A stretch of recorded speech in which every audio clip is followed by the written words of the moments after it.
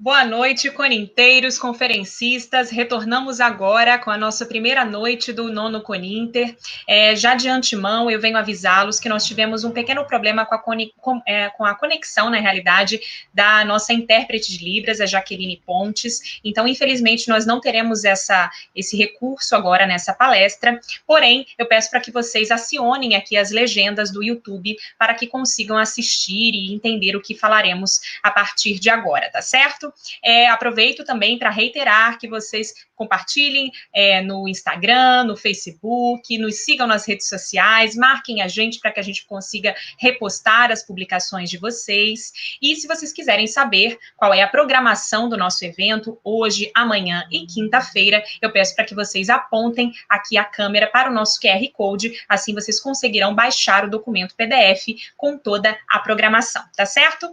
Continuando aqui o nosso evento, o nosso tempo está corrido, por isso eu não me alongarei muito aqui nessa apresentação, mas vamos dizer agora qual é a nossa conferência de abertura. Eu imagino que se vocês já estejam por dentro da programação, já estejam nos seguindo nas redes sociais, vocês já sabem, mas agora nós iremos para essa conferência intitulada Glocal, Necropolítica e Neofascismo, Novas Dimensões e Tendências, com o professor doutor Eugênio Trivinho. Eu gostaria que a equipe técnica colocasse o professor Eugênio aqui na tela. Olá, boa noite, professor Eugênio. Tudo bem? Boa noite a todos e a todas. Boa noite, professor. Então, eu farei agora uma breve apresentação do professor Eugênio Trivinho, para que vocês conheçam o professor e depois o deixarei à vontade para falar aqui a sua palestra para vocês, tá certo? O professor Eugênio Trivinho é doutor em Ciência da Comunicação pela Escola de Comunicação e Artes da Universidade de São Paulo. Ele é professor do Programa de Estudos Pós-Graduados em Comunicação Semiótica e assessor de Relações Internacionais da PUC de São Paulo. Ele também é coordenador geral do Centro Interdisciplinar de Pesquisas em Comunicação e Cybercultura, também da PUC de São Paulo, e é pesquisador do CNPq e assessor ad hoc do CNPq, da CAPES e da FAPESP. Ele também é um dos criadores da ABCiber, que é a Associação Brasileira de Pesquisadores de Cibercultura, é membro do Conselho Científico e Editorial de vários periódicos da área da comunicação. Ele é autor, na realidade, de vários ensaios de crítica da comunicação, da civilização mediática, da cultura pós-moderna e da cibercultura, e publicou também várias obras na área de cibercultura e de civilização mediática.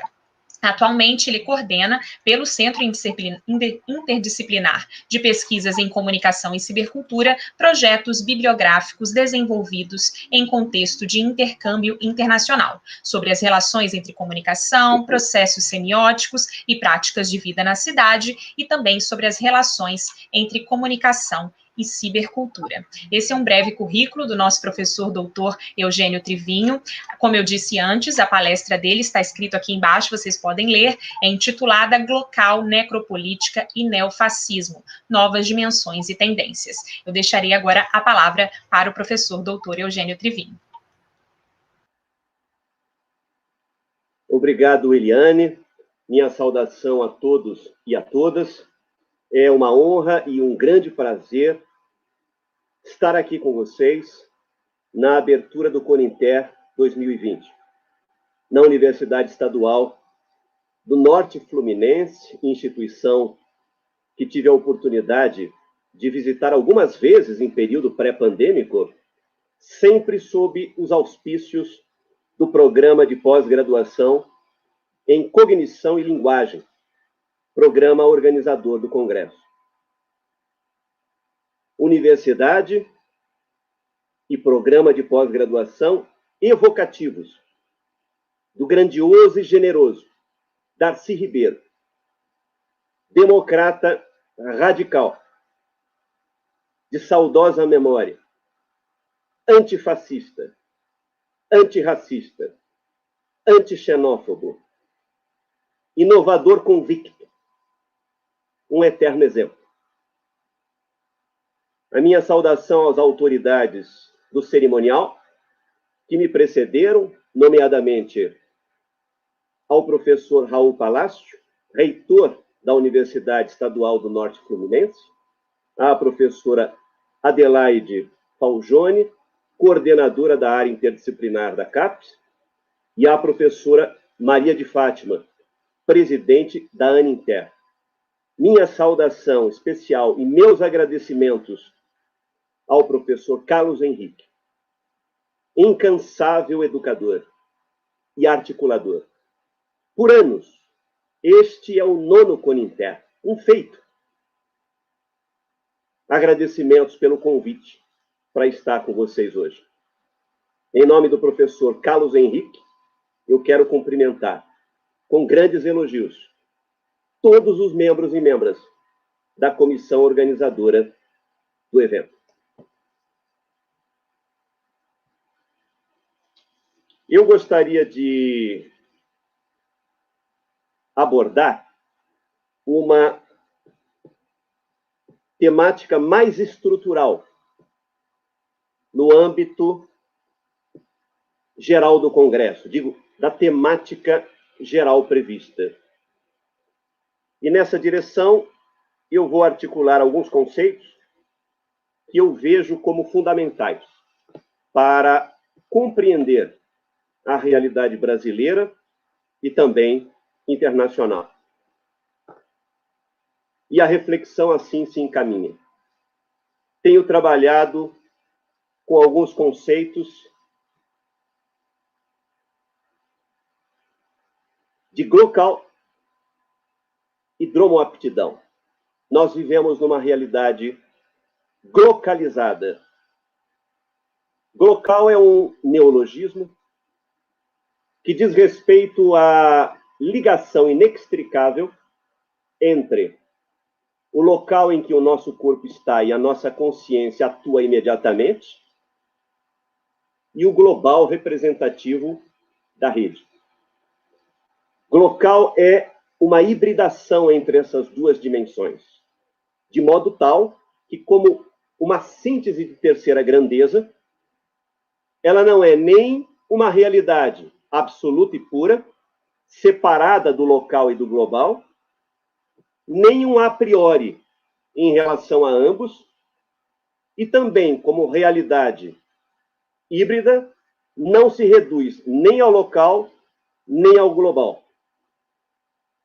Existe uma relação imanente, dialética, entre os elementos que constituem a realidade glocal.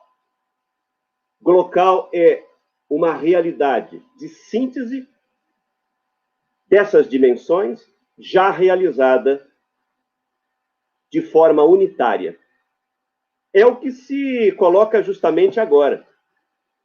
Cada qual em sua residência, ou em seu ponto de acesso, onde estiverem, conectam o seu corpo, sua consciência, seu modo de recepção ao global da rede, que coincide com o tempo real. Tempo instantâneo, tempo da luz. Glocal é um neologismo para apreender esta realidade hibridizada em que não se sabe mais se nós é que vamos ou se nós trazemos o outro para a nossa tela. De cada ponto de acesso, nós estamos no imaginário da rede, ainda que confinados fisicamente em algum ponto de alguma cidade.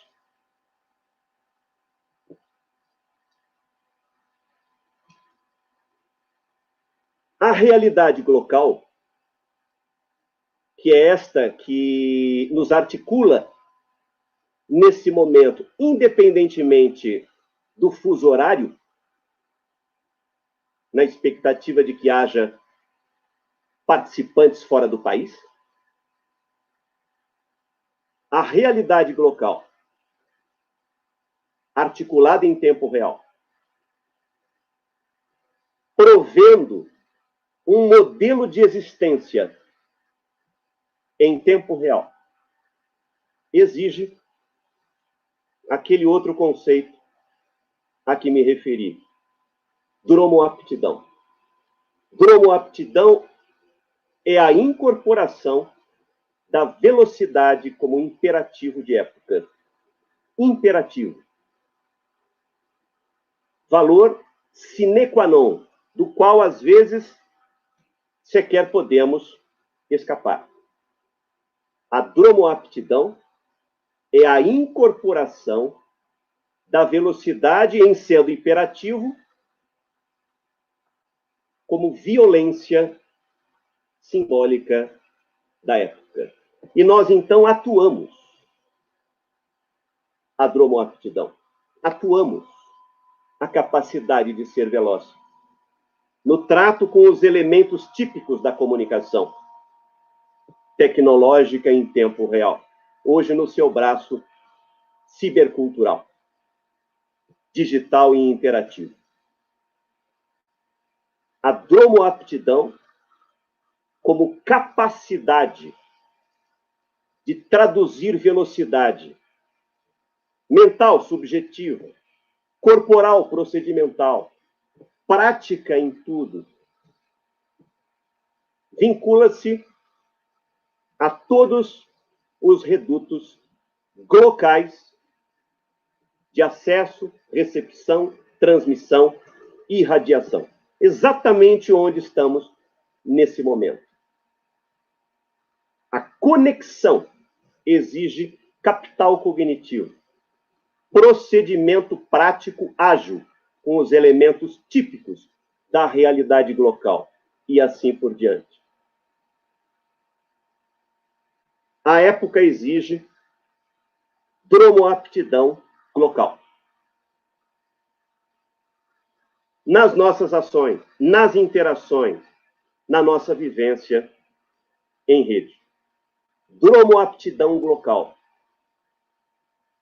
é capital social e, como tal, decide nossa inclusão total ou rarefeita, nossa exclusão, nossa segregação. A pandemia de Covid-19 aprofundou e alargou este imperativo. A pandemia de Covid-19 arrastou-nos mais ainda para a necessidade autoprotetiva e protetiva do outro. A necessidade de atuarmos em condições locais. De termos necessariamente relações localizadas, em especial no braço mais sofisticado da realidade multimediática, braço mais sofisticado, digital e interativo. E ao fazer isso, ela aprofunda e ao mesmo tempo multiplica essa realidade local de um modo bastante idiosincrático. A exigência de dromoaptidão local faz-se em espaços privatizados por empreendimentos e modos de negócio bilionários. A pandemia nos arrasta mais profundamente para espaços digitais interativos onde verificamos a vigilância algorítmica com base em inteligência artificial e robótica de rede. Tudo ocorre de um modo tal, aleatoriamente, do ponto de vista social histórico, para que nós habitemos, povoemos, colonizemos, sempre mais, o status quo multimediático, local avançado, digo, digital e interativo. Não obstante, esses espaços são espaços de ameaça constante à nossa privacidade. Neles, a lógica é de terror sutil. A linguagem é a da chantagem. Nós precisamos entregar os nossos dados se quisermos participar. Vice-versa, para participar, para pertencer, para partilhar, terminologia da época, é preciso se render. Além disso, esses espaços digitais e interativos são de alta condutibilidade para todas as formas de neofascismo. Eu voltarei a isso. Em particular, condutibilidade para o ódio político orientado para a criação de desigualdades de todos os tipos. E mortes. Desde a morte simbólica à morte física.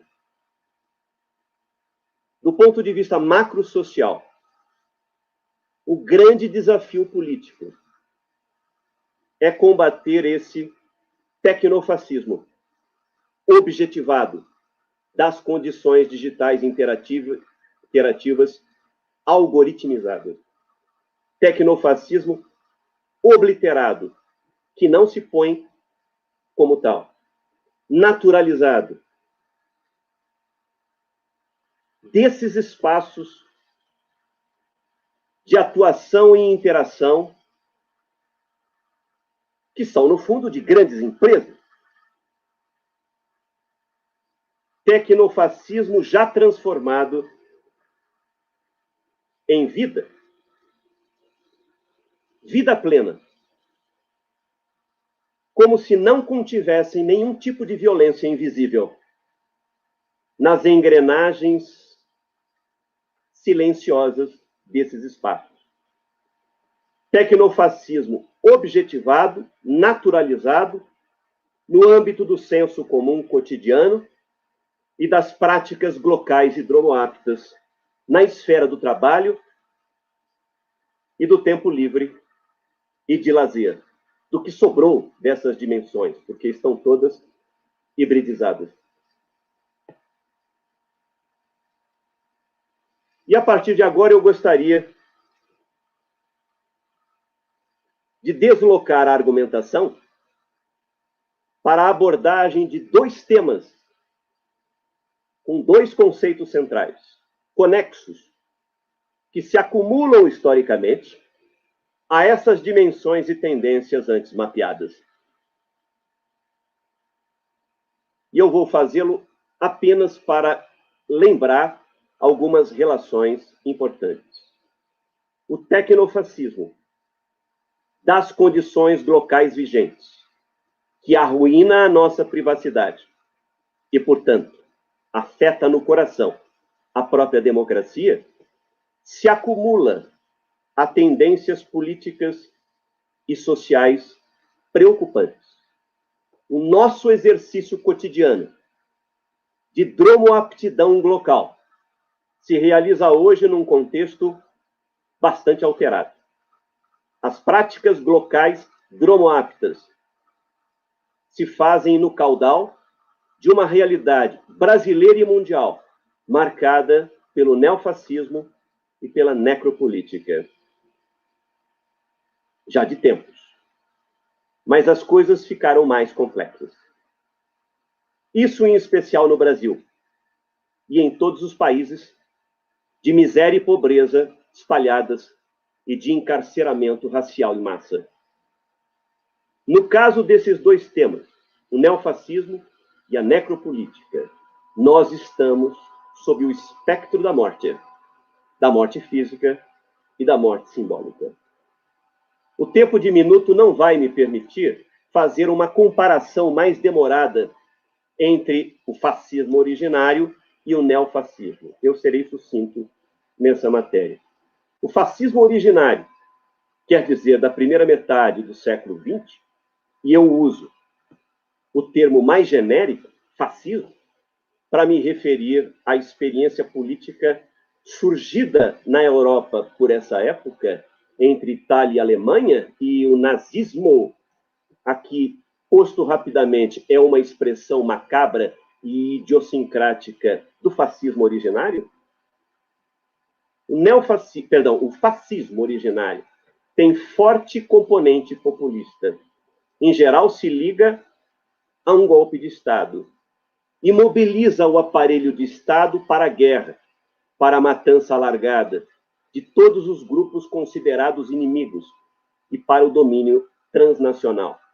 Tudo isso num terreno de visibilidade do discurso público agressivo, para quem quiser ver e acreditar.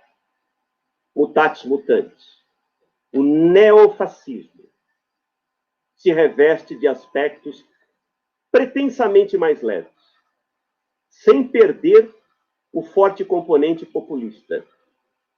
Ele segue ligado a políticas hoje neoliberais de destruição progressiva de direitos sociais, políticos, civis, trabalhistas e previdenciários, por parte de um Estado ou de um modelo de Estado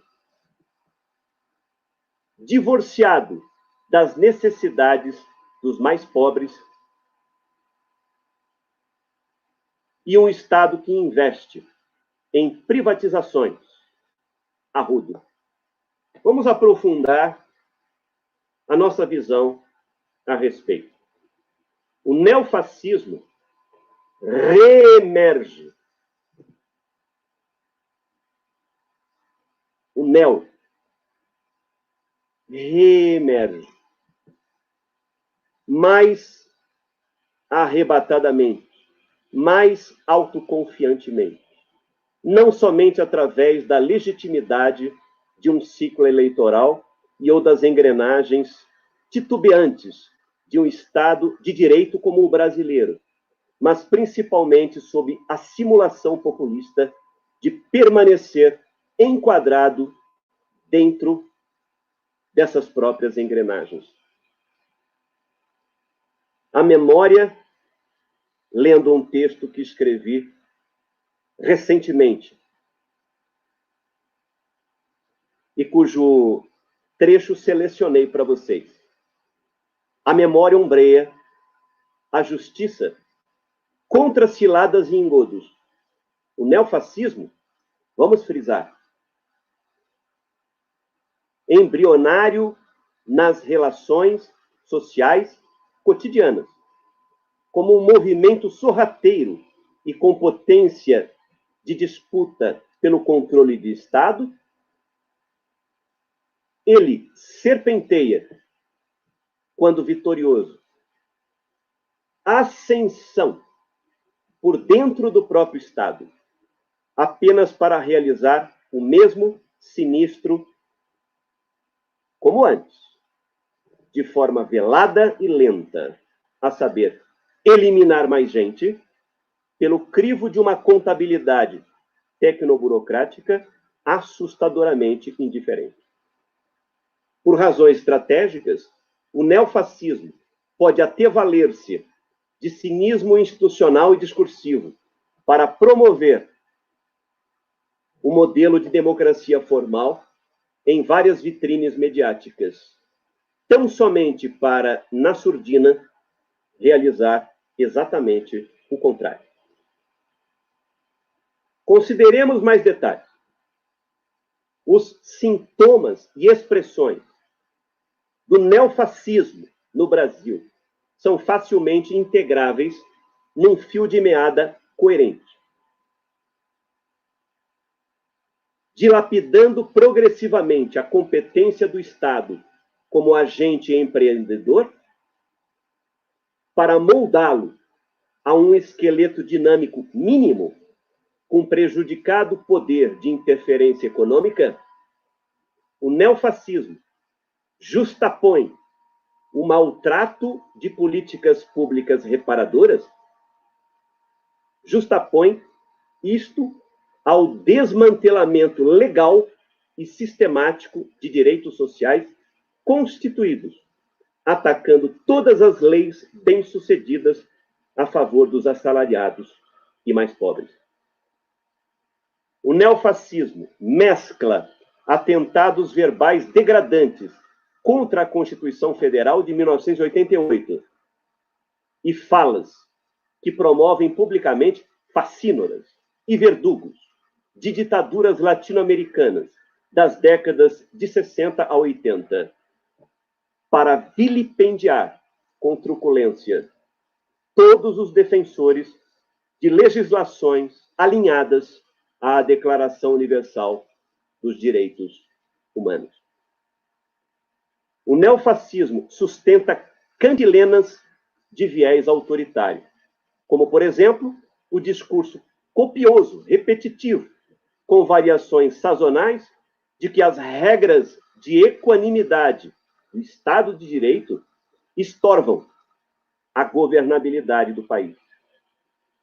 Por razões conexas, o neofascismo bombardeia meios de comunicação, programas noticiosos, reportagens e artigos de imprensa, bem como produções culturais que defendem valores democráticos e ou que têm posição crítica, no caso brasileiro, em relação ao governo federal.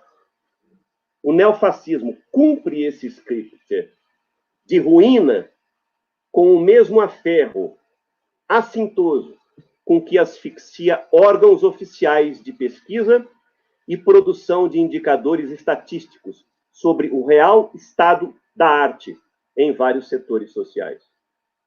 O neofascismo concede apoio enfático, estou me referindo ao caso brasileiro, que pode, de alguma forma, por exemplos aqui e acolá, por dimensões tais e quais, sofrer generalidade.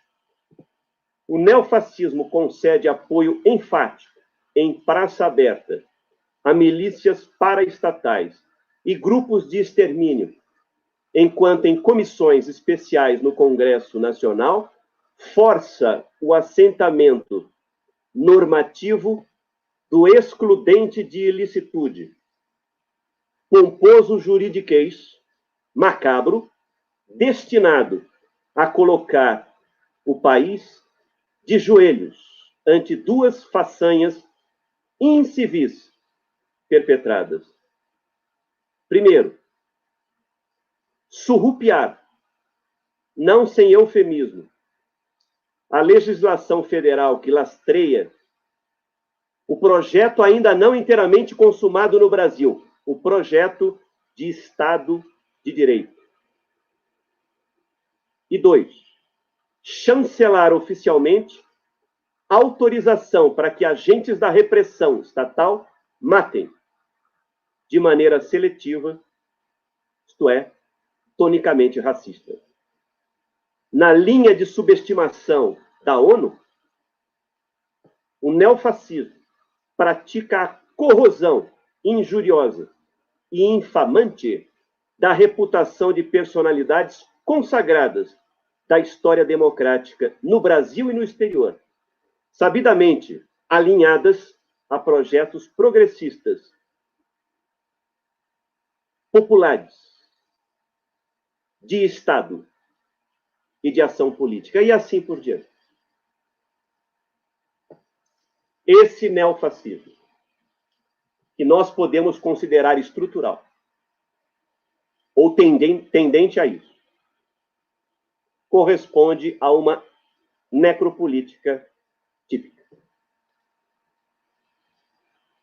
Grosso modo, a necropolítica, do grego necros, relativo a corpo morto, cadáver, remete à argumentação pioneira de Joseph Achibembe. Eu vou tomar a questão aqui numa semântica mais ampliada e livre. A necropolítica nomeia o conjunto socialmente articulado e descentralizado de técnicas de administração do Estado e da sociedade, no qual e pelo qual a contabilidade da morte em determinados estamentos da população, com evidência para os mais pobres, sobretudo negros, índios e membros da comunidade LGBT, constitui, de maneira explícita ou não, uma das vigas matriciais do exercício do poder. A consolidação histórica, continuando a ler o trecho do texto aqui preparado, a consolidação histórica da necropolítica envolve incremento de dificuldades econômicas para a maioria da população, em especial nos estratos, como eu disse, mais desprotegidos. A necropolítica achaca impostos aos estratos mais desfavorecidos, enquanto isenta ou subtributa as grandes fortunas e as heranças transmitidas nos estratos mais abastados.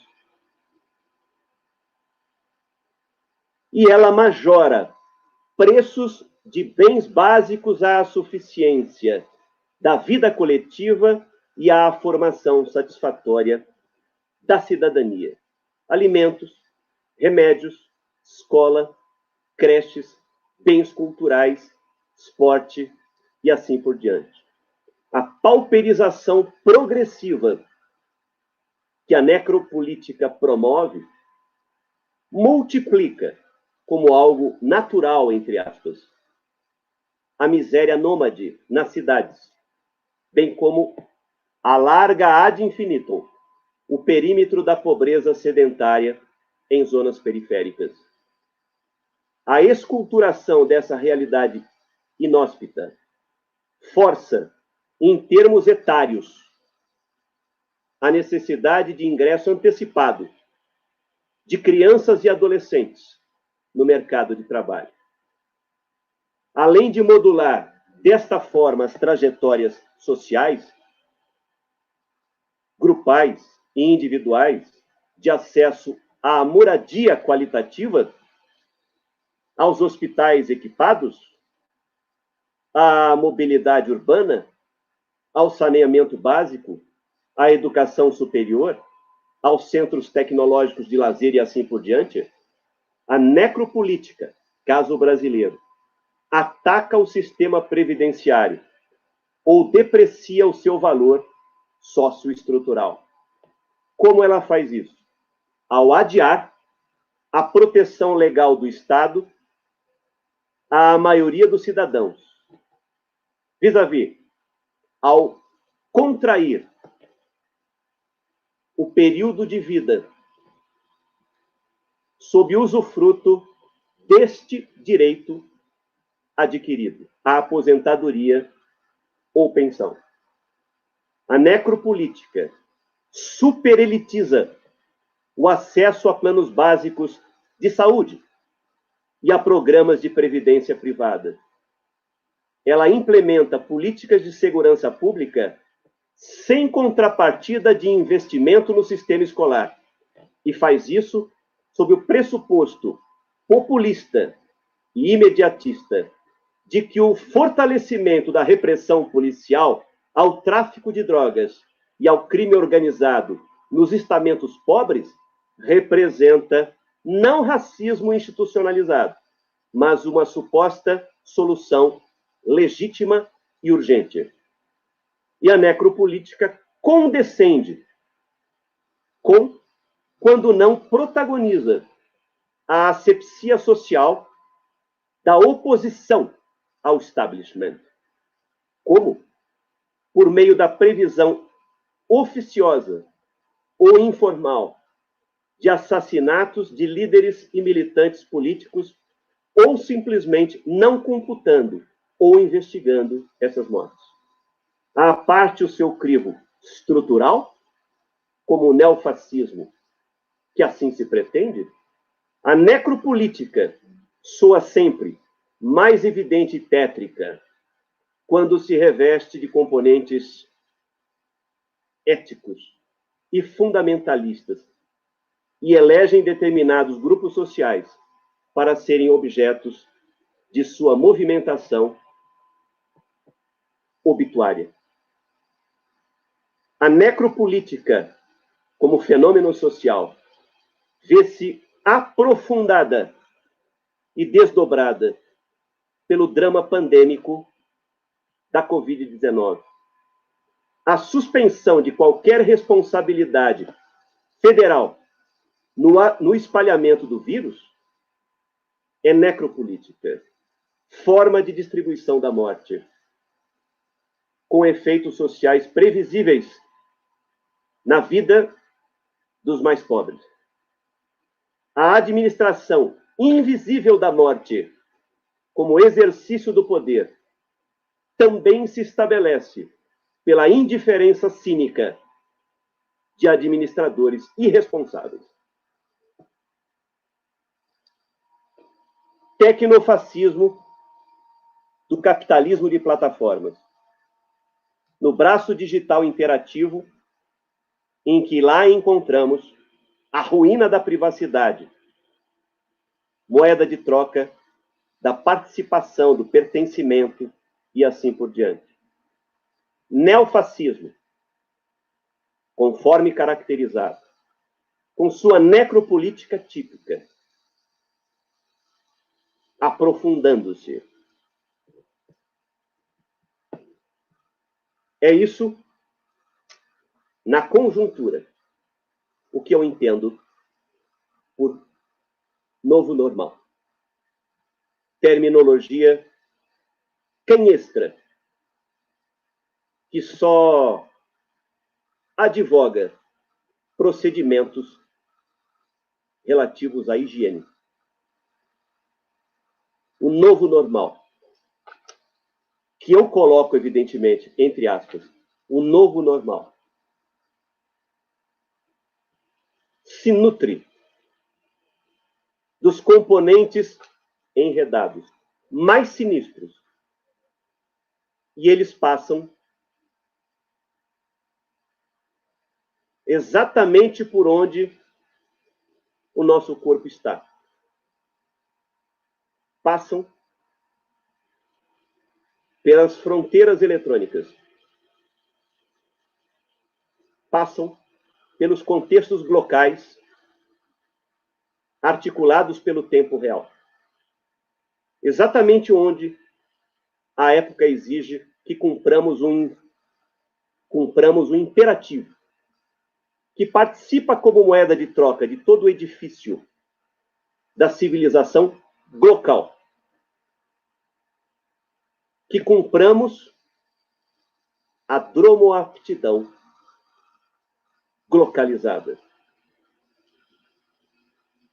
Por todos os motivos alegados, caminhando para o final da argumentação.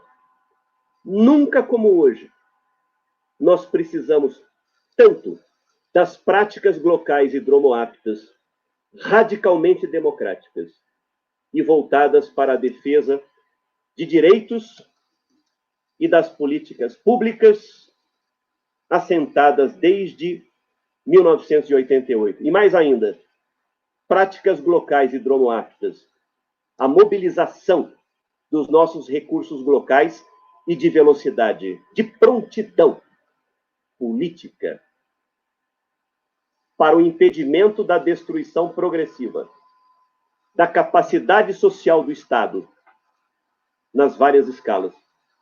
Impedimento de regressões históricas e políticas, como as que estão em curso. Em conjunto com a ocupação das praças e das ruas, quando houver, evidentemente, condições recomendadas e seguras para que isso se dê. Em conjunto com a ocupação das praças e ruas, do trabalho nas casas legislativas, nós precisamos estar todos e todas nos espaços digitais e interativos, de disputa de narrativas, de disputa discursiva, de disputa de poder, são os espaços onde correm as forças inimigas, já a contar pelo próprio tecnofascismo. A deserção, o abandono desses espaços é a alternativa pior. Nós precisamos fazer a boa disputa. Todo santo dia. Não há jeito. O nosso destino passa por essa disputa para evitarmos sinistro maior. Eu agradeço mais uma vez a vocês, a comissão organizadora. Deixo um grande abraço do meu ponto de acesso do local, na existência em tempo real, junto com vocês. Muito obrigado. Obrigada, professor Trivinho. Excelentes colocações, muito pertinentes, principalmente nesse momento que estamos vivendo. Agradeço a todos que deixaram comentários no YouTube, foram muitos comentários elogiando a fala do professor Trivinho e demarcando a importância dela, principalmente neste período e também principalmente neste evento, que é um evento internacional, interdisciplinar, em que questões como essa precisam ser, de fato, bem marcadas. Agradeço mais uma vez ao professor Trivinho e vamos dar continuidade agora à nossa programação do CONINTER. Estamos um pouquinho adiantados aqui na hora, né? Nós imaginávamos que acabaríamos às 8 em ponto. Inclusive, eu até peço desculpas a vocês, porque eu desliguei a luz aqui, ligarei novamente. Acho que assim vocês conseguem ver melhor. Mas agradeço a todos que estavam aqui conosco até agora, e agora, a partir das 8 horas, nós faremos uma apresentação cultural aqui no nosso CONINTER. Será a primeira apresentação cultural da nossa 9ª edição do CONINTER. Então, eu peço para que vocês continuem com a gente aqui no YouTube. Iniciaremos um novo link, certo? Não será esse mesmo link, faremos da mesma forma que fizemos anteriormente. Então, vocês continuem no nosso canal, mas sigam para o link seguinte, que irá ser aberto daqui a pouquinho, às 8 horas. Como eu disse, essa será a primeira apresentação cultural aqui do nosso CONINTER, e o título dessa apresentação, na realidade, é uma apresentação teatral. O título dela é Cárcere. Será um espetáculo encenado ao vivo para vocês aqui no YouTube. Eu já vou introduzir essa apresentação cultural. Eu não estarei com vocês agora nessa segunda parte, uma vez que o espetáculo será encenado ao vivo, então será direto no YouTube, mas eu já faço aqui essa introdução dessa apresentação. Esse espetáculo Cárcere é dirigido por Maurício Areias, que é bailarino, professor e coreógrafo do movimento Companhia de Dança de Macaé.